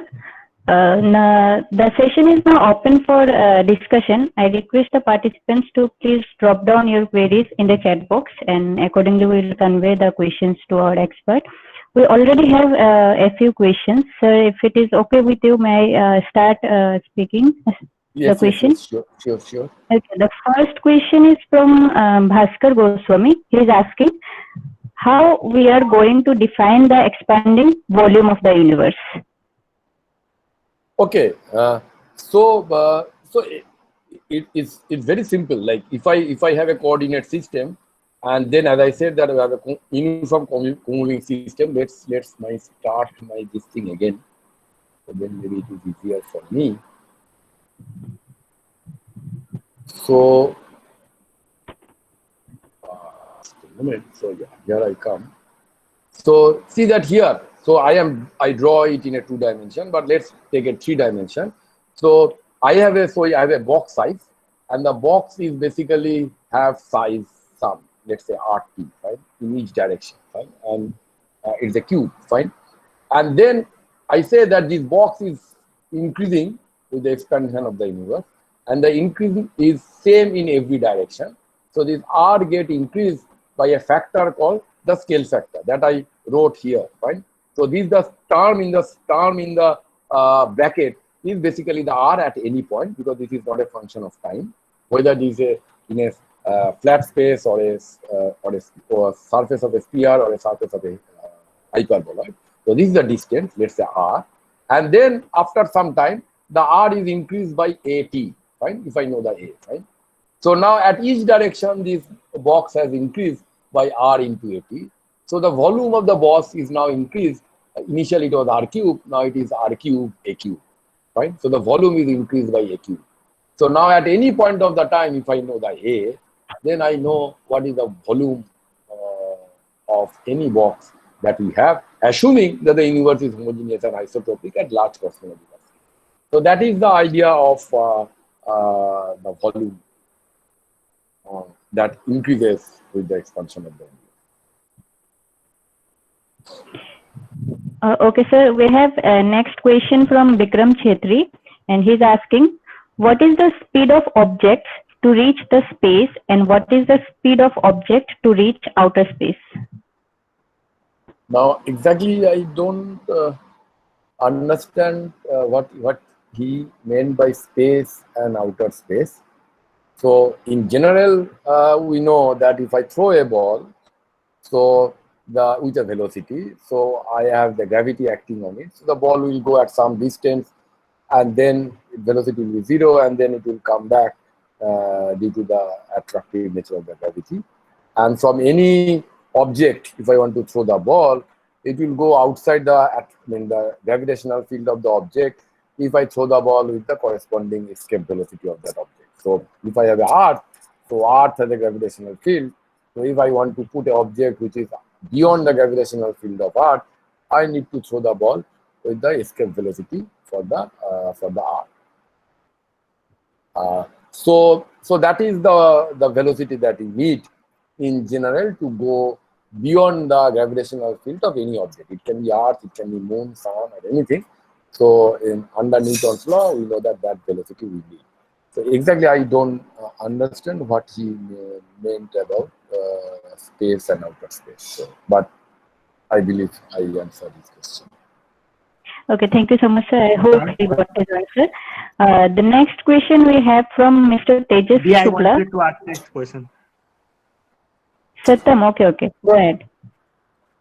Sir, as we know from special theory of relativity, that velocity is frame dependent, and the distant galaxy is moving fast than the near galaxy. So if we change the frame of reference from Earth to the nearest planet or nearest anything to the distant galaxy, then its velocity should also decrease. Okay, can you repeat the question? Or which frame to which frame? No, if I measure a distance galaxy from my frame of reference, Mm-hmm. Okay. If the distance is very far, then okay. I answered your question. I understand. Okay, so now so let's go to that picture. Let's okay, so now let's say that I have this metric, fine, this expanding metric with this thing, fine. So we start with the Minkowski space that we know that this is a space which is with a metric which is Lorentz invariant, fine. So the distance between these two points is the same. ds square is the invariant in any reference frame, fine. That we know, fine. So then I did the same thing. So I write down this metric, the same metric.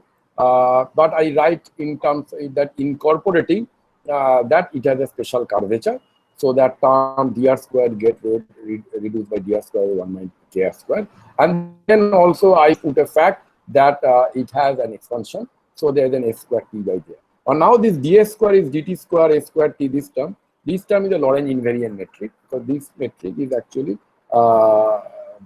same as any reference frame, right? Now, when I come to cosmology, fine. So in general, when you write down any metric or whatever I do, then choosing my clock is very important, right?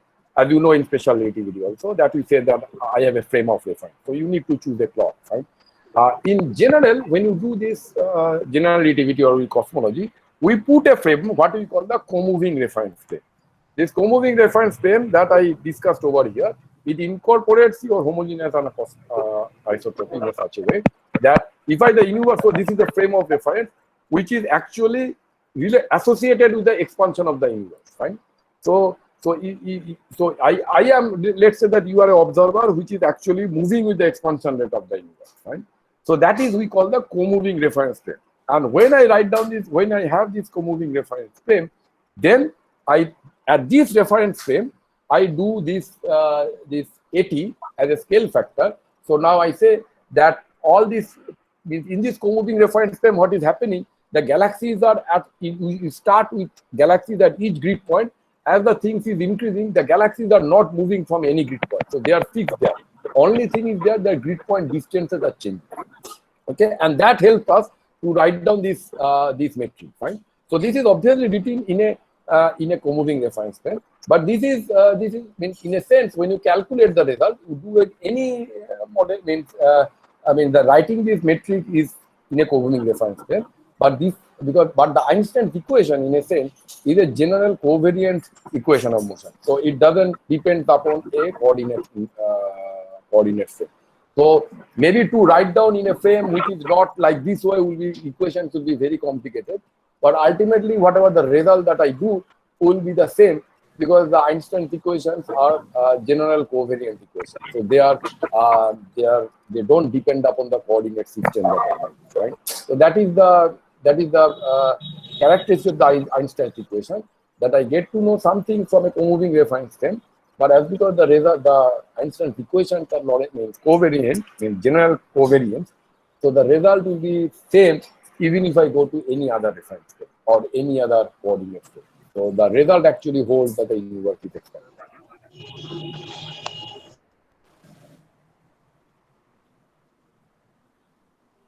Thank you, sir. Sir, hello, sir. Yes.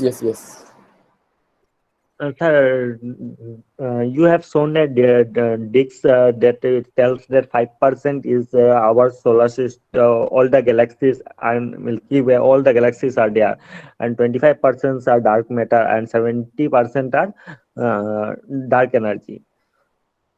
As we know from Einstein energy mass relation, that energy and mass are interconvertible quantity. So they can be transformed. Will there be possibility that dark matter changes from 25 to 30%? Means means with time? Means change in what sense you are saying? That the dark matter with time changes from dark matter with time changes from 25 to 30%. That you are saying? Hello? Yes, sir. The thing that you have given that percentage. Okay, so just one thing I just told you that I showed you in the slide that the dark matter or any matter in a sense because the universe is expanding, fine. So if I have something, let's say I have a box, I put something there inside the box, let's say some water, some dark matter, some dark energy or whatever, fine, and they have some density, fine. I put some amount, some mass. They have some density because whatever the mass divided by the volume of the box, fine. But now, if I don't do anything, so no extra mass is coming inside the box or any extra mass is going outside the box, and then the box is increasing, then obviously the energy will dilute. And I showed that this dilution is 1/8, fine.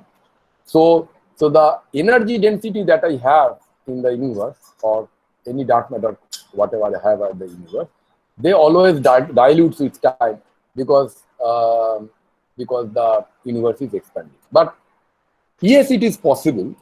People talk about this theory that there can be interaction between dark matter and dark energy. So the dark energy can convert to dark matter or vice versa. Okay.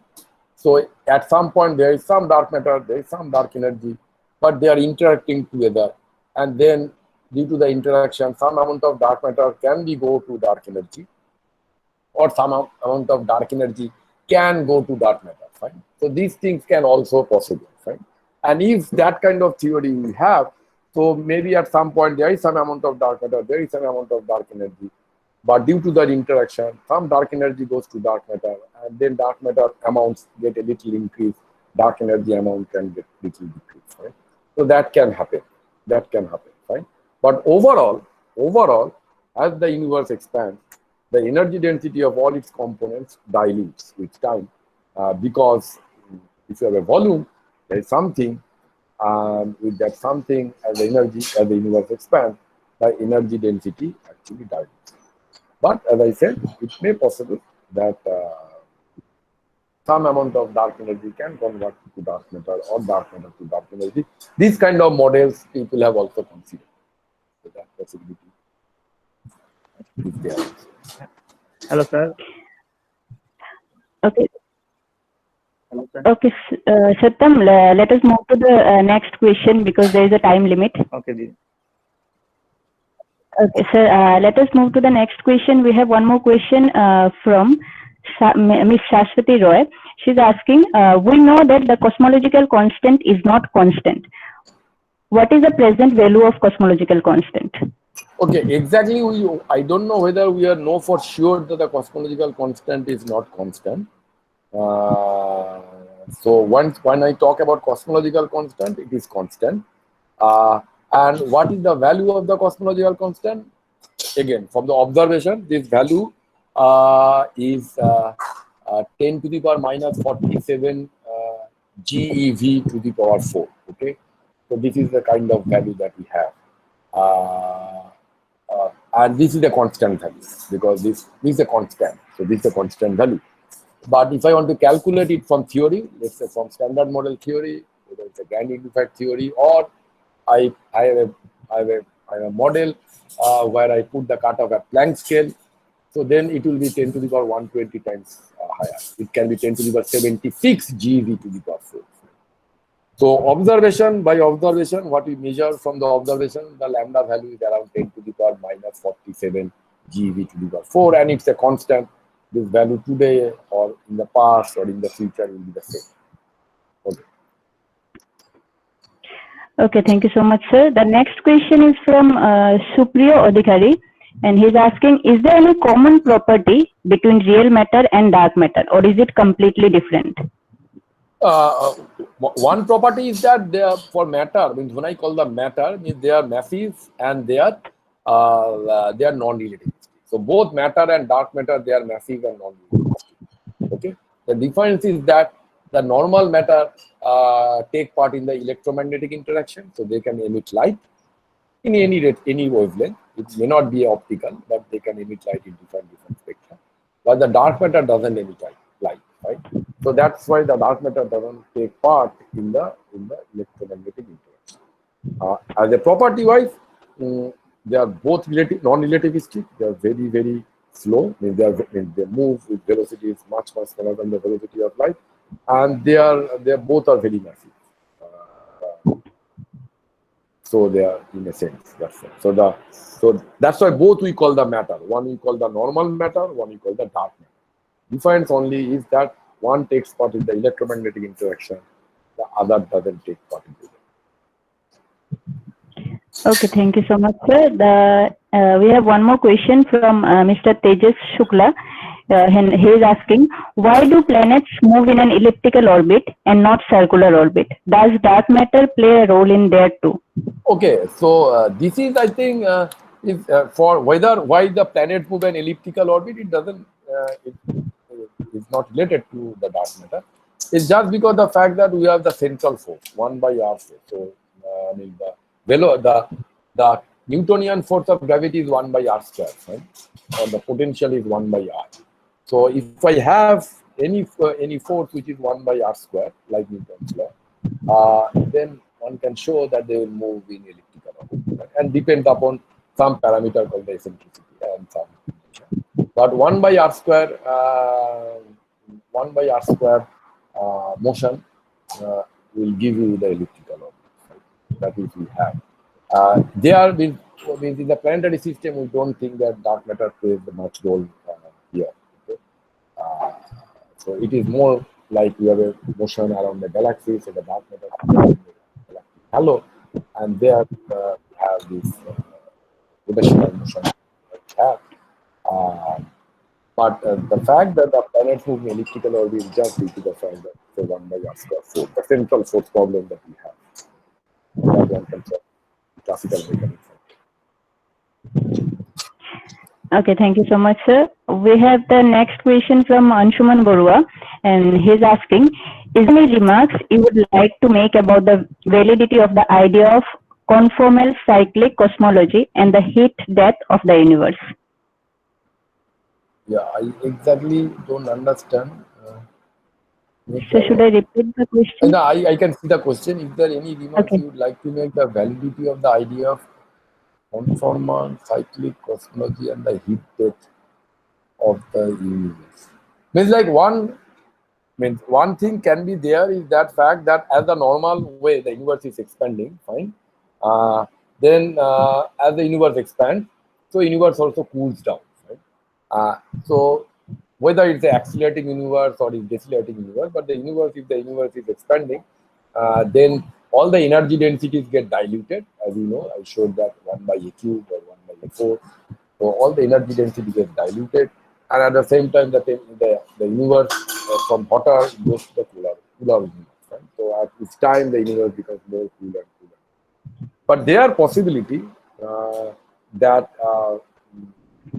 as the universe expands, there can be component in the universe, some dark energy component, where the energy density is actually increases. Right? So at some point of the time, all other things actually diluted, but the dark energy can actually increase, and it can be very, very high. And in that sense, there can be a lot of energy, and universe can be very, very hot, and we sometimes call it a big rip kind of singularity. We know that if a universe is expanding, and I just extrapolate it to the past. So in the past, it goes to a very small size, means the energy density becomes very, very high, it becomes infinite, right? So that we call the Big Bang singularity. That the temperature is infinite, the energy densities are infinite. We call it Big Bang singularity. From there, universe expands, and as the universe expands, all the energy density dilutes, the universe becomes colder, right? But there can be a model of dark energy where the dark energy actually doesn't, in that model, dark energy doesn't dilute, it actually increases. Okay, so as the universe expands, all other components like matter, radiation, everything, dark matter, they dilute, but the dark energy keep on increasing, and as we go to much future, the energy density in the dark energy become infinite. And at that time also the temperature also, because you have a huge energy density, the temperature can be also very huge, infinity. And those we call kind of a big rip singularity. So there can be another singularity, because with a huge energy and huge repulsive force, the universe gets ripped apart, right? So that can happen. I don't know whether he meant about that, but if that is there, so that kind of death of the universe may happen. In fact, one can show that if you have that phantom thing, how much the repulsive gravity energy, so at some point it will actually rip apart a nucleus. Okay, so that one can calculate. Okay. And so that possibility is there. Okay, thank you so much, sir. We have another question from Parangam Goswami, and he's asking, does Einstein field equation behave differently if an Euclidean manifold is considered instead of a Lorentzian manifold? I exactly don't know that what he meant by Einstein field equation in Euclidean manifold, because when you have the curvature of the space-time, we don't work in Euclidean manifold. We are non-Euclidean geometry. We do. So exactly, I don't understand this question.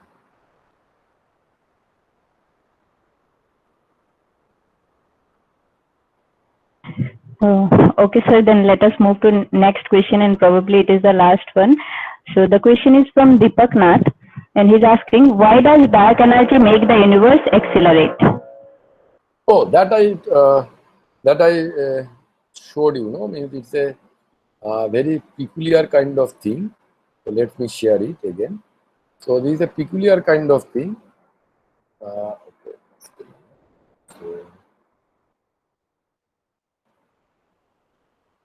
So yeah, so dark energy have this rho plus Cp negative, and if the rho plus Cp is negative, as you can see, this negative and this negative sign means that R double dot is positive. So the property of dark energy is it is some component of the universe. Unlike normal matter, in normal matter rho plus Cp is positive actually. In fact, in normal matter as I said, the rest energy is much larger than the momentum.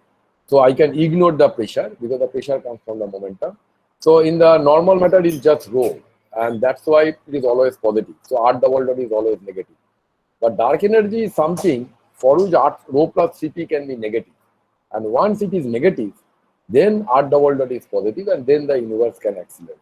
So this is the very, and as you can see, rho is positive, but to make rho plus Cp negative, P has to be negative, right? And P negative is very strange thing. It's a negative pressure, right? So this is a very strange property of the dark energy, that it has a negative pressure. Right? And due to that, the universe can expand, can accelerate actually. Okay, so this is a very typical property of dark energy. One can do a field theory for that. One can model this in normal scalar fields, where I can get a scalar field rolling over a very flat potential. And if I have that kind of thing, I can get a P which is negative for a scalar field. So a scalar field, I believe everybody knows what the scalar field is. If the scalar field is rolling over a potential which is extremely flat, then I can get a situation where the P of the scalar field, the pressure of the scalar field is negative. And if it is negative, then I can also get rho plus Cp is negative, and then at the world of is positive. So, and as I said, the cosmological constant also has that property that it can have P equal to minus rho. Okay, so this is the cosmological constant energy momentum tensor. It can be calculated from field theory, and then it has P equal to minus rho and rho plus Cp negative. So once rho plus Cp negative, at the world of can be. So this is the property of the dark energy, that it can be, this rho plus Cp for that thing can be negative. Okay. And if rho plus C negative, at the world is always positive, universe is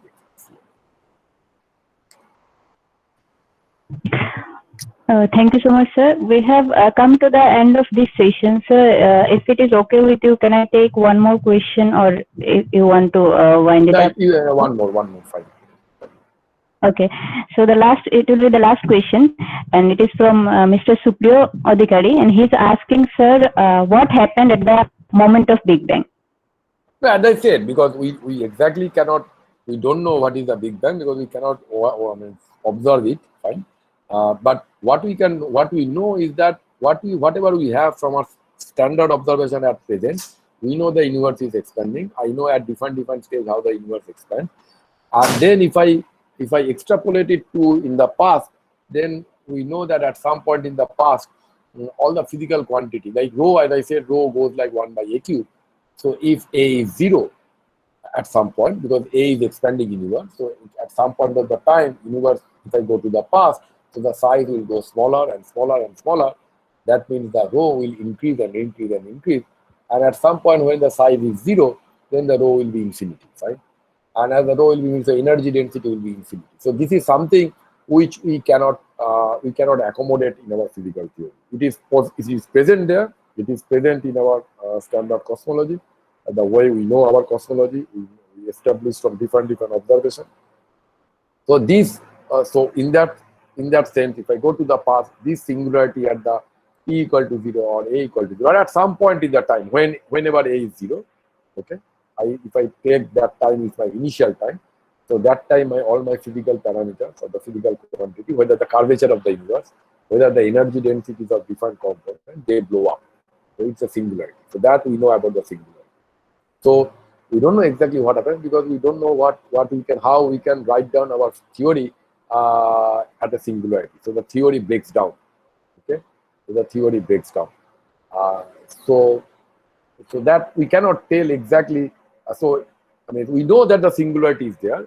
There are ways people try to avoid that singularity through some quantum gravity calculation or like theory like cyclic cosmology or whatever. We will try to avoid this singularity because singularity in a sense is a bad thing, because when singularity occurs, we cannot predict anything. Because our theory breaks down at that point. Right? But as of now, all our observations, whatever we know, actually give you a scenario of the universe, which at the time of sometime in the past hits this point when the size of the universe is 0, and that's why all the physical quantities go down.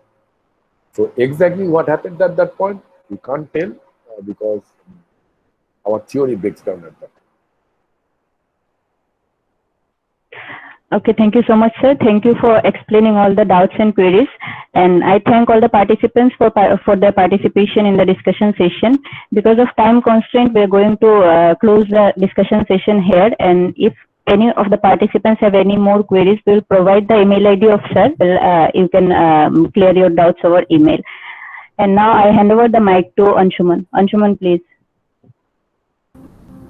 Thank you so much, Gulab. So with this, we have come to the end of today's public talk on the story of the dark universe. I would like to take a few moments of your time to present the vote of thanks. At the very onset, I would like to extend our heartfelt gratitude on behalf of the Department of Physics and Assam University to our speaker, Professor Sen, for sharing his valuable time, his ideas, and his talks with us.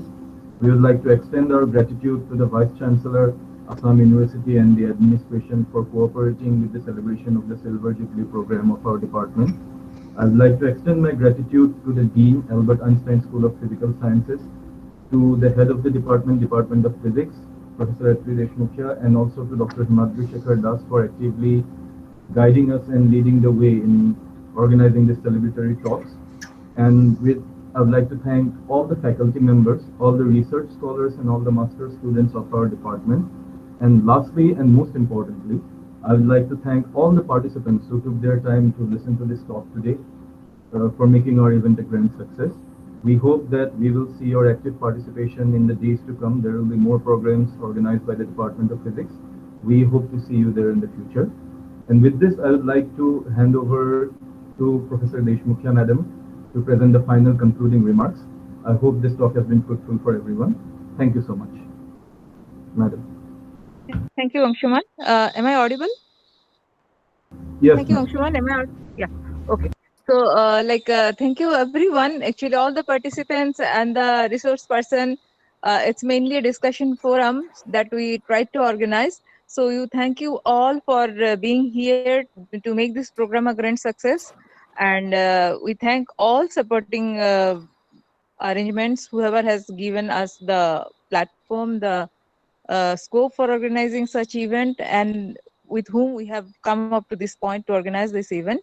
So I would like to take this opportunity to thank you all for in this occasion, and I hope you will be with us in future events for the celebration.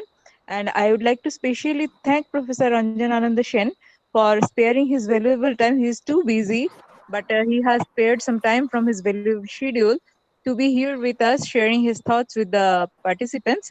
Thank you, Anjan, so much. And we stop here, and I think over to Anshuman. So with this, we have finally come to the conclusion of today's talk. As Gulab Shah has already expressed, some of you might have had questions that were left unanswered. Please feel free to write back to us or to the speaker, Professor Sen, as well, regarding your clarifications. And with this, I would like to thank Professor Anjan Ananda Sen and all the participants once again on behalf of the Department of Physics for making this event a grand success. And we hope to see you all again in the future. This meeting is now declared closed. Thank you so much. Thank you very much. Bye.